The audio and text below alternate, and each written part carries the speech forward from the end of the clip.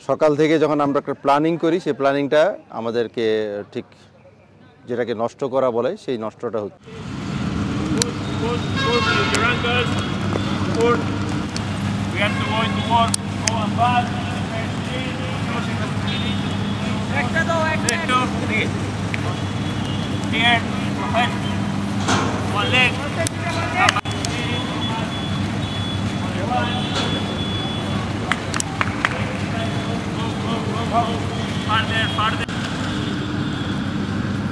Two down, 1, 2, 2 up, 1, 2.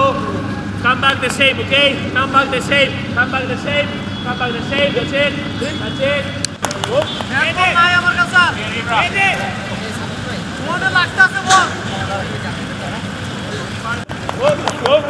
Good technique, come on.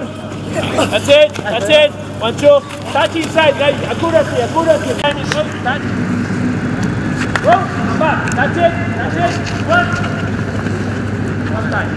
Yes, come back. Quickly, accuracy inside, accuracy inside. ব্যাপারটা জানা ছিল সবাই আমরা দেখছি ট্রেনিংয়ের সময় আপনি আর হামজা প্রায় একই সময় থাকেন এবং সোশ্যাল মিডিয়া অনেক লেখা হচ্ছে খুব ভালো নাকি বন্ধুত্ব আপনাদের মধ্যে হয়ে গেছে। এটা কতটা ঘটনাটা কি এবং এই বিষয়গুলো একটু বলেন তো, কেমন তার সাথে কেমন কেমিস্ট্রিটা মিলছে আপনার? কালকে অনুশীলনে দেখছি আপনি ওর এই পাশটাতেই সবসময় ছিলেন। না, দেখেন হামজা আমাদের প্রত্যেকটি প্লেয়ারের সাথে খুবই ভালোভাবে মিশেছে এবং সবার সাথে খুবই ভালো সম্পর্ক তার। বিশেষ করে যদি বলতে চান ডেফিনেটলি তার কাছ থেকে অনেক কিছু শেখার আছে এবং আমি অলওয়েজ তার সাথে কথা বলি, সে আমার সাথে কথা বলে আসলে যে আমাদের কীভাবে ইমপ্রুভমেন্ট করতে হবে। সবসময় তো ফুটবল নিয়ে কথা হয় না, ফ্যামিলি নিয়ে কথা হয়, সে কীভাবে থাকে ইংল্যান্ডে এবং খাওয়া দাওয়া নিয়ে কথা হয়।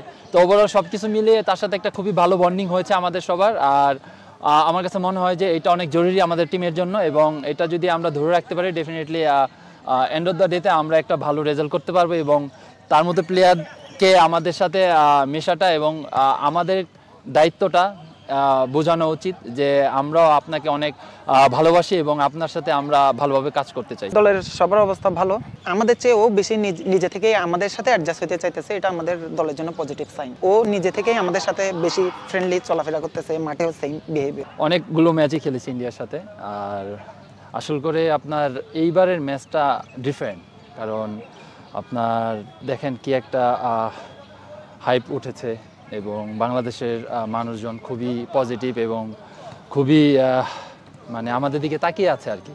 তো অবশ্যই একটা বিগ রেসপন্সিবিলিটি থাকবে আমার এবং দেন সবচেয়ে বড় ব্যাপার হলো ডিফেন্সের যে গোল কনসিড না করা এবং তার সাথে টিমকে বুস্ট আপ করা। তো আমার টার্গেট থাকবে যে আমার সাথে যে তিনজন থাকবে তাদেরকে নিয়ে একসাথে আমরা যেন একটা ভালো ফাইট দিতে পারি এবং গোল জানি কনসিড না করি। আজকে হলো অফিসিয়ালি ম্যাচ ডে আমাদের। আজকেও কিন্তু মানে ইন্ডিয়া মেন পিচে প্র্যাকটিস করেছে, আর আমাদের এই মাঠকে সকাল থেকে যেটা বলা হয় যে আমরা আজকে এই মাঠে প্র্যাকটিস করব, গতকালকে রাতে ঠিক করা, সেটা সকাল থেকে যখন আমরা একটা প্ল্যানিং করি সেই প্ল্যানিংটা আমাদেরকে ঠিক যেটাকে নষ্ট করা বলে সেই নষ্টটা হচ্ছে।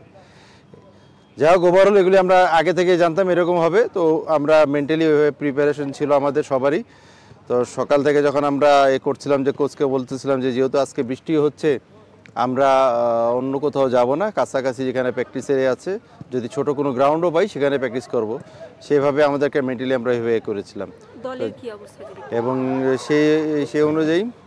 সেই অনুযায়ী আমরা যখন